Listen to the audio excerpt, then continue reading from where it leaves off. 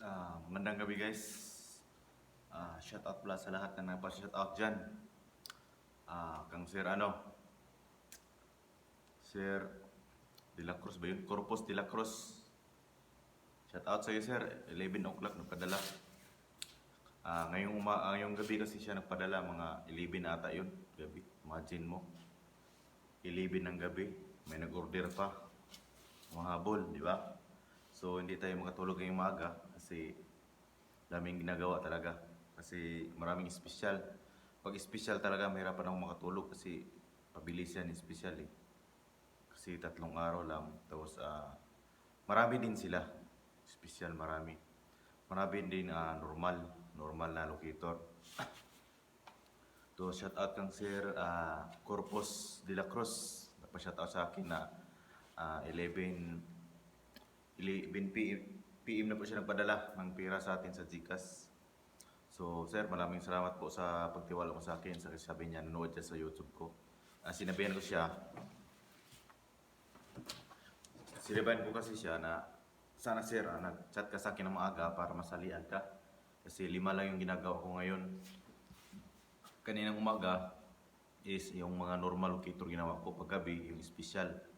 So, inati-hati ko talaga para hindi mag-awayan. So, shout out sir sa iyo. Magandang gabi din. Dalawa kasi sila, si Sir Arnel, iwan ko baka nakatulog yun. Nagtanong siya kung saan daw ipadala. So baka nakatulog siya. Gusto siya ng normal lang ata gusto niya. So ang locator natin ngayon is special ating ginagawa. So ang ating normal andun sa likod. Bukas na umaga rin yan. So matulog tayo ngayon 2 AM. Tapos gigising tayo ng 5 AM. So bilar. Diba? Bilar tayo. Tapos makatulong naman sa iba. So mayroon ako dami nakita dyan sa Facebook sa Facebook page natin. Hindi talaga ako nakatiis ng yung mukhang parang Coco Martin. Grabe talagang paninira niya sa akin. Alam ko gumagawa kang locator o o sira ulo ka pala. Ano ba? Hinuli ko talaga siya sa computer. Ganito. Dami talaga siyang sabi sa akin. Tapos hindi niya alam. Doon na pala siya nag-reply sa computer. Nahuli ko yung nahuli ko ang yung address talaga niya, yung doon talagang bahay niya. Kaya nga umalis ako kahapon kasi pinuntahan ko rin yung bahay niya kung sino pala yun, sino. Yung bakokang na yan. Nakita ko talaga siya. Nakita ko, na-trace ko sa computer ko. Nag-computer kasi ako, na-trace ko siya. Kumagat sa paing ko. Nakikita ko talaga. Taga-Agusan. Agusan ng pala. Akala mo, hindi ko alam Kita ko siya. Kasi pag nag-stalk ka sa aking mga Facebook, makikita kita kung saan. Sabi ko nga sa'yo, local tong cellphone ko, kaya mag-alarm kung sino nag-stalk ng cellphone ko. Ni-stalk niya ang cellphone ko, pati yung YouTube ko, tinignan niya talaga, siniraan niya. Parang nainis ako sa kanya. Lumipat ako sa computer at binigyan ko siya ng paing na doon mag-reply. Doon, kita ko sa Google Map. Agusan ka lang pala. Alam mo kita ko yung bahay mo. Pre, sana sunod, huwag ka na. Dadahan lang naman pagsalita, pre. Kala mo So, yan po. Sa ating mga aura meter, yung dalawang nag-order sa ating aura meter. Ito na po yung aura meter natin, sir. Hindi talaga natapos yung aura meter. Dalawa po yung nag-order ng aura meter natin. Hindi pa to tapos Matagal talaga sa online ng aura meter. Alam mo yung aura meter natin is matagal. Yung load, nakabili ako sa load na doon sa nakabili ako doon sa Butuan. Pumunta ako sa Butuan, nakabili din ako. Nagbili ako ng load. Ang problema lang talaga natin, hinahanap ko yung booster. Kaya yung booster kasi, ilalagay natin dito yung booster natin. Hindi kasi ako naglalagay ng scotch tape. Diba? Lagyan natin ng load dito. Tapos, booster. Pasukan sana natin ng booster. So, ang hirap kasi, Hindi pa dumating na sa online, so naghanap ako ng paraan. So ito ang nakikita ko. Hindi talaga, matagal talaga. Kung antayin talaga yung booster natin na in-order, siguro abot tayo ng 1 buwan. Tagal talaga sir, matagal talaga yung booster. Yan ang pinakapahirap. Yung walang problema sa load kasi yung load, andyan ang yung load. Yung sa dulo lang ay di sana, ayaw ko sana kasi maglagay ng electrical tip dito. Yung electrical tip lang nilagay na balutin lang. Tapos ganun, battery. Hindi po ako naglagay ng ganyan. So gusto ko maging maganda naman tingnan, di ba? So ito ang nahanap ko. Ito siya. Ito ang ilalagay ko dito. So ito ang maging katawan niya sa loob. Ito. Ito po siya. So dito ko ipapasok ang load dyan sa loob. Ipapasok ko dyan ang load sa loob para maging kasya dito. So, lagyan ko siya ng dito. Susundahin ko siya dito para maganda. Yan ang ating maging mga pindulong. So wala tayong magawa kasi wala talagang dumating na booster. Iwan ko talaga yung booster na yan. Bakit ayaw? Ito hindi to plastic ha. Baka sabihin nyo plastic. Dito plastic. Parang fiber to. Dito natin ilalagay yung nagkasya kasi yung tinatry ko yung load natin, nagkasya. So ito. So dalawa sila. So pagandahan pa natin to. Pag-isipan ko kung paano to, kasi yung dito kasi malaki, di ba? Dalawa kasi ito, dito malaki. So pag-isipan kung anong itatakip ko dito para hindi siya malaglag. Pero yung yung load, mayroon na tayo. So pag-isipan na lang natin yung laman. So ito na yung dalawang aura meter na nag-order sa akin. Ito matagal na itong isa. Ito po yung isa. Siguro pag matapos ito magkasabayan sila. Ito. Yan, yung dalawa. So may lalagay pa ako dito. So dito at sa loob din. Yung booster kasi matagal. So palala sa lahat ng ng nanonood ng aking video ay sana naman ay panoorin nyo maigi, huwag kayong mag-skip para masundan nyo kung anong sinasabi ko kasi dami nagtatanong tungkol sa order natin sa Facebook kasi lagi kayo nag-skip, lagi yung tinitingnan nyo lang yung legit na pag-deliver ng ating item at hindi nyo alam kung paano gawin yung locator natin. Yung normal load natin is libre ang gawa.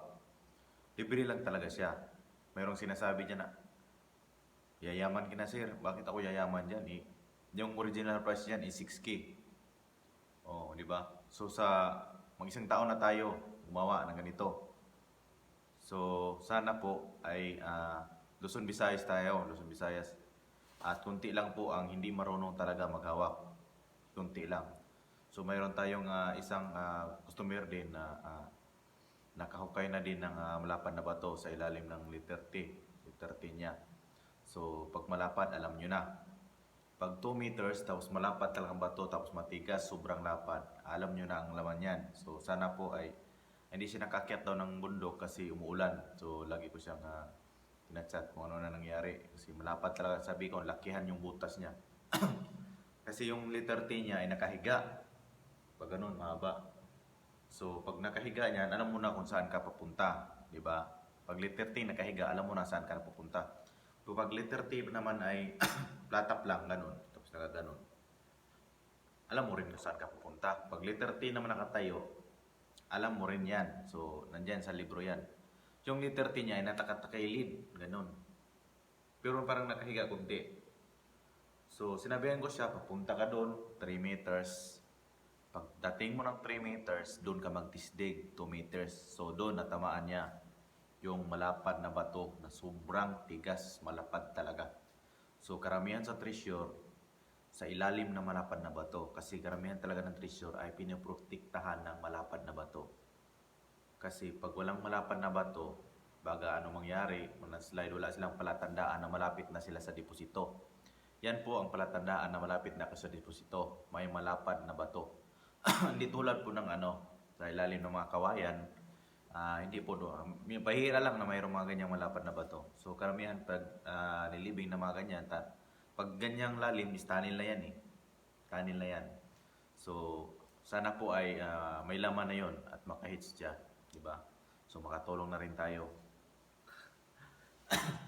So sa lahat ng nagkaroon ng mga locator, ito paalala ko sa lahat ng locator. Kayong may locator, sa akin man o hindi, ito paalala ko sa inyo. Ito, silver. Wala silver to. Gaano ba kalaki ang aura nito? Tanong ko sa inyo, gaano ba kalaki ang aura nyo para i-detect yung locator nyo? Imaginein mo, ilagay mo sa 1 meter, kaya mo mag-detect ng locator? Ha? Hindi yan mag-detect yan, sa totoo. Hindi yan mag-detect. Imagine mo, sobrang liit. Ilang aura lang yan ang lumabas. Diba? Sobrang liit lang ang aura. Siguro pag malapitan, 2 dangkal lang, pwede yan mag-detect. Pero pag malayo 1 meter, nilagay mo, hindi. Kaya nga siguro electronic, mahirapan eh. Kahit black cook, mahirapan yan. Sobrang liit, sing-sing. Hindi daw nag-detect. Hindi talaga mag-detect yan. Locator o hindi ko locator, ito paalala ko sa inyo. Tingnan nyo naman yung itis nyo. Kung naging kasya ba sa naging test nyo. Diba? So, itis nyo. Bukas ng gabi, may matapos tayo. Itis ko sa iyo, pakita ko sa inyo ulit. Lagi ko talaga pinaulit sa inyo. Kung mag-test kayo, buti padalhin nyo lang yung gadget mo doon sa area, doon ka mag-test. Imagine mo so, sample lang to example lang to. Itong singsing at sa itong barita. Sa halimbawa, barita to. Di ba, mas malaki ang hatak nito. Oh, di ba? So, malaki talagang hatak nitong isang barita. Yan ang hinahatak ng locator natin. Pero kung ganito ang hinahatak sa atin sa monitor, mahirapan kahit electronic pa yan. Maniwala ka o hindi. Kalukuhan yan. Siguro kung ganito kalaki, okay lang sana. Itis mo. O, ganito kalaki. O, ganito ba? Ganito kalaki. Yan, kalahati nito, ganito kalaki. 3B ng, mayroon kasing 3B na 3 kalaki, di ba? Kita alam nyo yan. 3B. Sing laki ng 3B. Okay na sana. O, itong titis mo, 1 meter. Kahit siguro electronic, kalukuhan yan eh. Ako nagtitest ako pero hindi ko napakita, nasa loob ng bag lang. Ayaw kong magpakita ng mga ganyan na mga tisdig natin na malaki-laki. Ayaw kong ganyan. Kahit na magsakit ng tiyan nyo yan, hindi ko talaga ipakita. Ayaw kong magpakita. Mahirap na. Diba? Paalala ko talaga sa lahat nanood. Isipin nyo muna kung tama ba yung ginagawa mo na test na kalaki. Diba? Yan sinasabi ko sa inyo. Ito, may nagpadala sa atin ito. Patest niya. Ito lang, hindi siya natakot na papadala nito. Sobrang kinis talaga. Sa tingin mo lang talaga parang gemstone kasi parang may pula siya eh. Green-rainbow siya. Pero nilagyan ko siya ng ilaw. Lagyan na kasi ilaw natin. Hindi siya tumagos. Yan. Hindi siya tumagos. Hindi siya tumagos. So, pinatest niya sa atin. So, test natin Try natin. Panoorin nyo. Test natin So, ito ang diamond natin. Itong diamond, hindi lang ibig sabihin diamond ang tinitesto. Kahit gold magtesto. Kahit silver titesto. Pero peki, hindi yan tutunog. Diba? So, try natin. Ito, binigay lang to sa akin.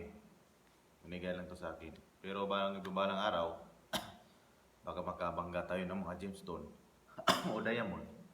Nabigyan siya, mayari nito. So, sa magbigay sa akin, ay bibigyan ko rin. Pag makakuha tayo at magamit yung item niya, gadget niya, ganun lang. Hindi ibig sabihin na nagbigay sa akin ng gadget, tapos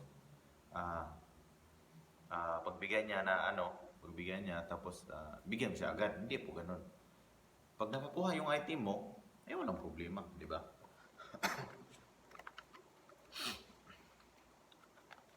So, tingnan natin.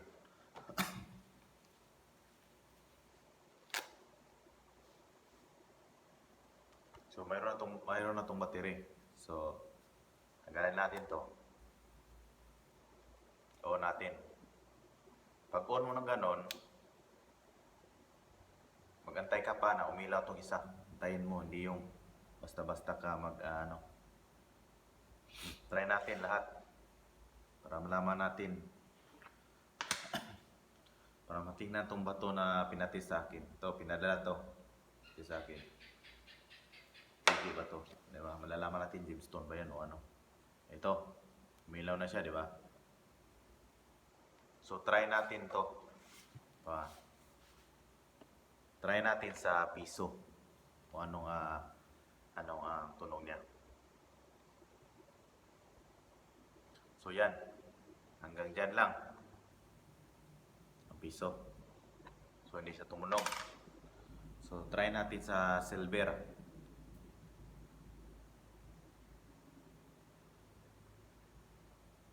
Oh. Taas-taas siya konti. Yan. So, try natin sa singsing ko. Oh, tingnan nyo. Malalaman natin kung original yan, di ba? Ito silver to, di ba? Oh. Tutunog rin yan na silver. Ayusin mo lang paglagay. So, itong bato niya. Bato niya to, di ba? So, try natin itong bato niya. So, sir, noorin mo.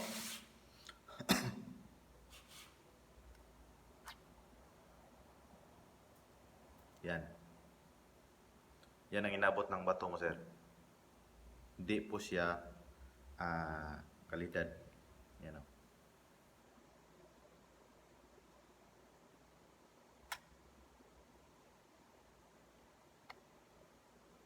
Yan. Hindi po siya real. Parang sign lang to. Kung saan mo ito nakukuha, sign lang to siya. Hindi po siya diamond. Si diamond na ito, diamond. Mga sapphire stone, pwede siya.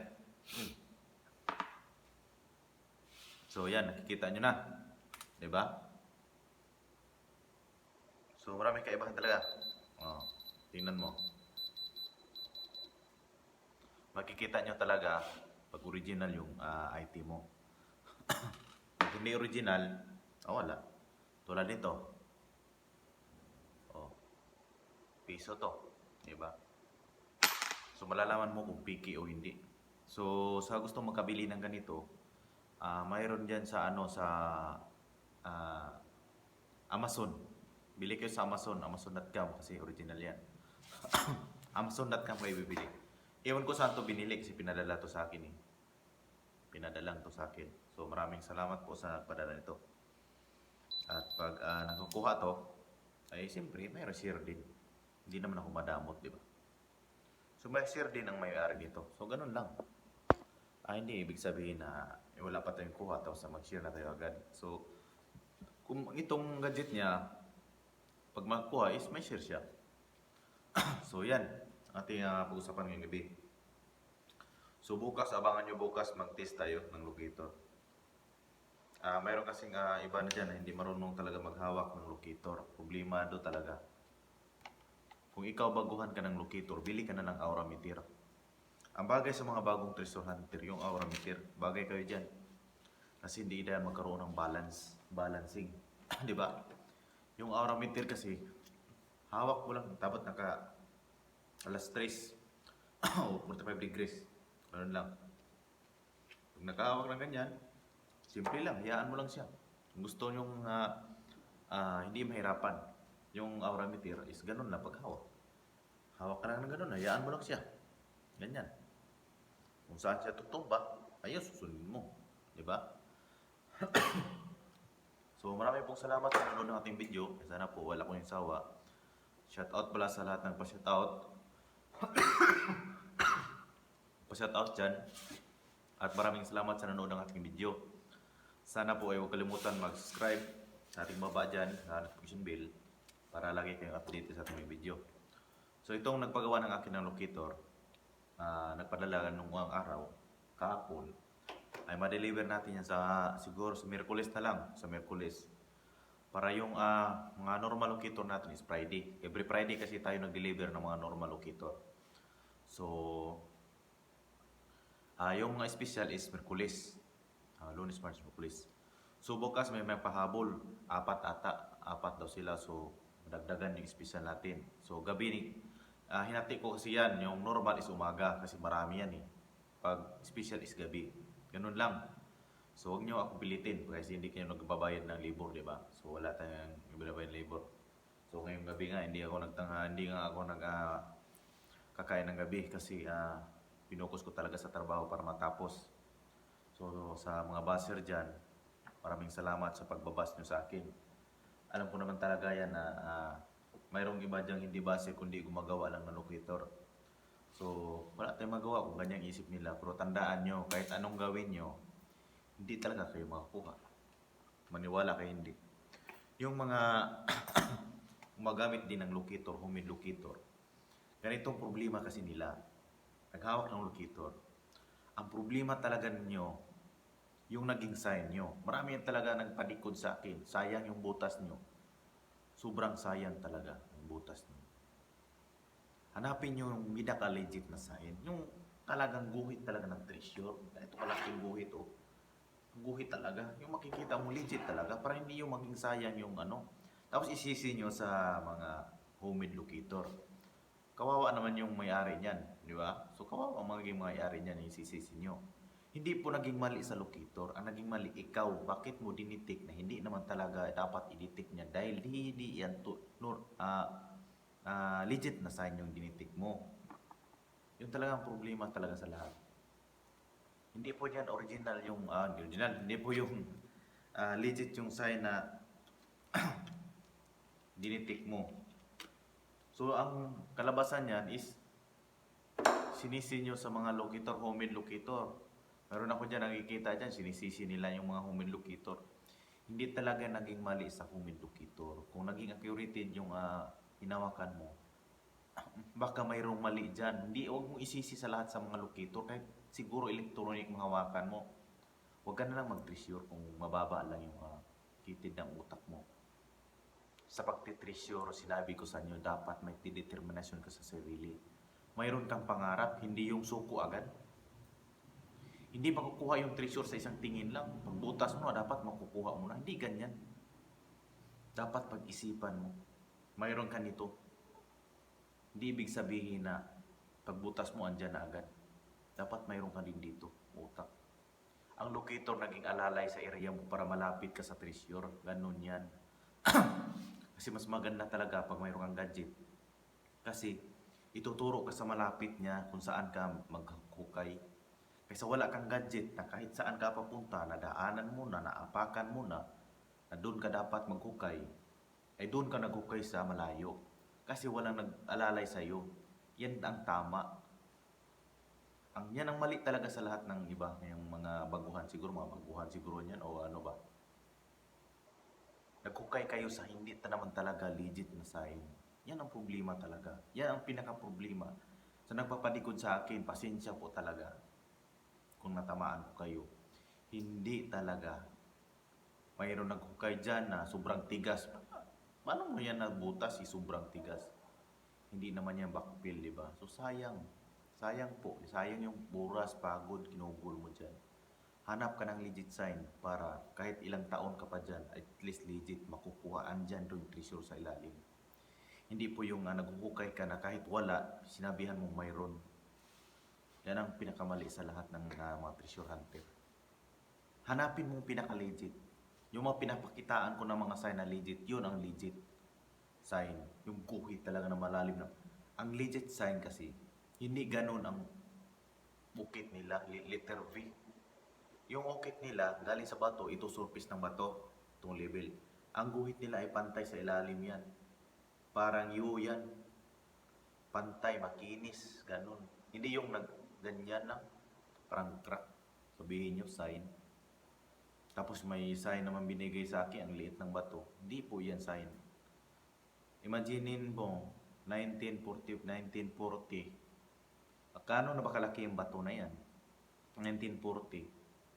Kung ganyan kalaki lang ng isang balde tapos nilagyan ng sign, naku, tatanda ka yan, hindi ka maka-hits. Tandaan nyo, hanapin nyo ang legit na sign. Karamihan nyo makita yan sa mga malaking bato na nakaukit talaga dyan, na legit talaga. Huwag kayong titira ng, huwag kayong mag-aksaya ng oras at pagod. Tapos sabihin nyo, yung tinira ko dyan, legit yan eh, letter G. Letter G yan, pero iwan ko sa locator na to, bakit hindi nag-detect? Sign naman yan. Wala talaga. Wala talagang kadala-dala. Mahirap talaga ang buhay ng tao. Kasi, pinapaliwalaan mo na hindi dapat paniwalaan. Kung gusto ka makakuha ng hits, kung gusto mo isipin mo dito, ipasok mo dito na gusto ko makakuha ng hits, hanapin ko yung pinaka-legit talaga para hindi na ako maghanap ng iba. Yan ang tama. Diba? Mayroon ding mautak na tao. Maghanap ako ng mababaw, yung mga sign. Para pag makakuha ako, balikan ko yung mga sign na malalim. O yan, di ba? Tama rin yan. Hindi yung makita ka na ng sign. Mayroon ding sign, pero nakuha na, di ba? Mayroong sign, may butas sa dulo, pero parang natabunan siya. Doon ka pa rin naghukay kasi malambot. Disturb na yung yuta. Disturb yung yuta kasi hukay na yan dati. Hinukay mo pa. Yan ang pinakahirap talaga. Ang sa pag-treasure, dapat mayroon talagang thinking talaga. Mayroon ka talagang isip na pag tingin mo sa isang area, huwag mong isipin na pagkakita ng sign, tira agad. Ikutin mo yan. Paalala ko sa talaga sa inyo, pag nakita ko yung sign, ikutin nyo yan. Yung tinuro ng sign, huwag ka muna mag-detect para hindi masayang yung pagod mo dyan. Kasi pag hindi mo ka alam maghawak ng locator, mahirapan ka. Magdala ka na ng aura meter para hindi ka mahirapan. Ikutin mo na, baka may butas. Pag ikot mo, linisan mo. Pag okay, walang disturbo, walang naghukay, legit yung sign, doon ka titira. Ganun lang. Simple lang talaga. Legit ang sign, walang naghukay, walang disturbo. Yan. Malinis na. Doon ka titira. Praktisin mo kahit isang taon dyan, titirahin mo. Simple naman.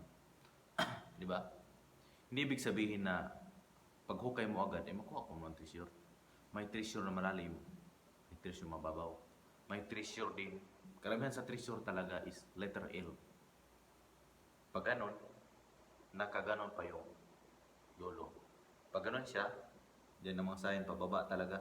Pag nalilito ka, pag hindi mo alam ang color coding ng lupa, ay talagang maliligaw ka talaga.